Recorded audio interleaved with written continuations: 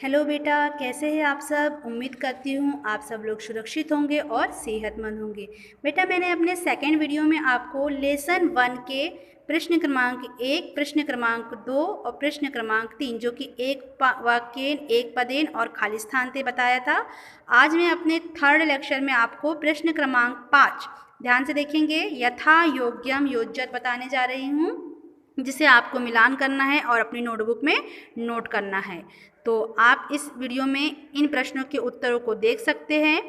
मना ज्योतिषाम एकम ज्योति येन कर्मण पासो मनीषिणा तदु सुप्तस्य तथा वेति। इन तीनों का आप मिलान करेंगे। प्रश्न क्रमांक 6 देखिए, शुद्ध वाक्यानाम समक्षम आम और अशुद्ध वाक्यानाम समक्षम न इति लिखत। तो प्रश्न क्रमांक 1 में मना दुरंगम अस्ति आम में मना से संकल्प ना अस्तु कि मेरा मन कल्याणकारी ना हो न मना अपूर्वम अस्ति आम। वचन परिवर्तित करना है। प्रश्न क्रमांक 7 में हमको उदाहरण में दिया हुआ है, इसी प्रकार से हम वचन परिवर्तित करेंगे। ध्यान से आप लोग वीडियो में देख लेंगे कि किस तरीके से इसके वचन परिवर्तित होंगे। जैसे दिया हुआ है उदाहरण में, धीर का धीरा, यज्ञ का यज्ञ, सुप्तस्य का सुप्तानाम, येन का ये, कर्म का कर्मणि और भुवनम का भुवनानि। प्रश्न क्रमांक 8 हमारा आउट ऑफ क्वेश्चन है। अब मैं आपको द्वितीय पार्ट का हिंदी ट्रांसलेशन बताने जा रही हूँ, ध्यान से सुनेंगे। हिंदी ट्रांसलेशन, द्वितीय पाठ नयोग वृक्षा यानी बरगद का पेड़। बेटा, इस पाठ में हम लोग प्रकृति के उपकारों के बारे में पढ़ेंगे। हमारे ऊपर प्रकृति ने, हम मनुष्यों के ऊपर प्रकृति ने किस तरीके से उपकार किया है, इस पाठ में हम पढ़ेंगे। सबसे पहले पाठ का परिचय देखिए। प्रकृति एव पर्यावरणम अस्ति, प्रकृति ही पर्यावरण है। तस्या असंतुलन में पर्यावरणस्य विनाश कारणम, इसका उसका असंतुलन ही पर्यावरण के विनाश का कारण है। प्रकृति अगर असंतुलित हुई तो उसका विनाश संभव है। पर्यावरण शब्द परिआवरणम इत्यनयो पदयो सम्मेलनेन निष्पन्न भवति। पर्यावरण शब्द परिधन आवरण, इन दो शब्दों के मिलने से बना है। अस्यार्थ असमान परित स्थितम आवरणम एव पर्यावरणम। इसका अर्थ है हमारे चारों ओर स्थित आवरण ही पर्यावरण है। हमारे चारों ओर स्थित जो भी आवरण हमें दिखाई दे रहा है, प्रत्यक्ष रूप से अप्रत्यक्ष रूप से, यही पर्यावरण कहलाता है। पर्यावरण रक्षणेन उत्पन्ना या समस्या सन्ति तासु ओजोन परता इतस्य क्षरणम एका प्रमुखा समस्या। पर्यावरण के विनाश से उत्पन्न जो समस्याएं हैं, उनमें सबसे प्रमुख समस्या है ओजोन परत का विनाश, उसका क्षरण। अस्य प्रमुख कारण वनानाम व्यापक रूपेण नाशा अपि अस्ति। उसका प्रमुख कारण है वनों का व्यापक रूप से दिन प्रतिदिन लगातार जो हम मनुष्य वनों का नाश कर रहे हैं, यही इसी से ओजोन परत का क्षरण अत्यधिक बढ़ रहा है। संस्कृत साहित्य तो प्राचीन काल देव पर्यावरण संरक्षण प्रति जागरूकता दृश्यते। संस्कृत साहित्य में तो प्राचीन काल से ही पर्यावरण के संरक्षण के प्रति जागरूकता दिखाई देती है। अत्र एतम विषयम अवलंबयेव ऐसा कथा प्रस्तुतम।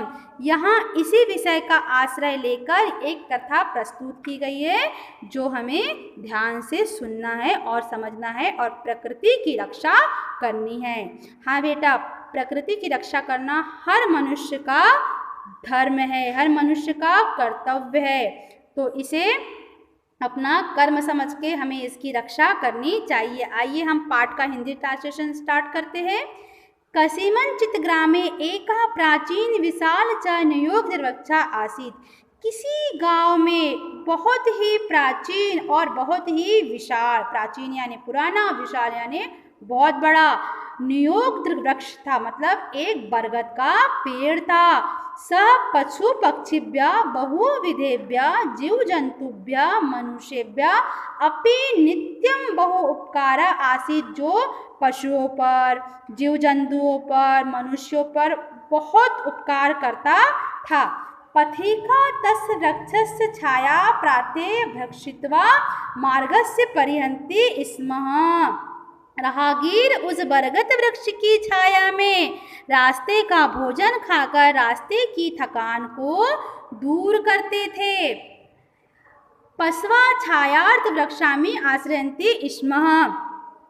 पशु भी छाया के लिए इस वृक्ष का सहारा लिया करते थे। पक्षिणा तस्य शाखासु निडानी विचरच्य वसन्ति स्म। सर्पस्य तत्रेषु वाल्मीकेषु वासं कुर्वन्ति स्म।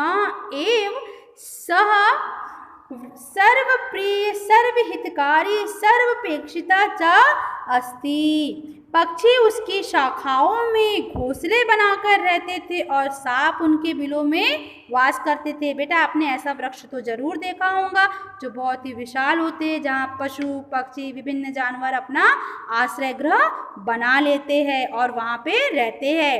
इस प्रकार सवृक्ष सर्वप्रिय सर्वहितकारी सर्वप्रेक्षिता च आसीत्। इस प्रकार सभी का प्रिय, सभी का कल्याण करने वाला और सभी का चाहने वाला था बरगद का पेड़, नियोक्त वृक्षा। सेकेंड वाले पैराग्राफ में ध्यान देंगे। तस्य नियोक्त वृक्षा शाखायाम एकम काका बहु कालात वसनानीत। उस बरगद के वृक्ष की शाखा में एक कौवा बहुत समय से रहता था।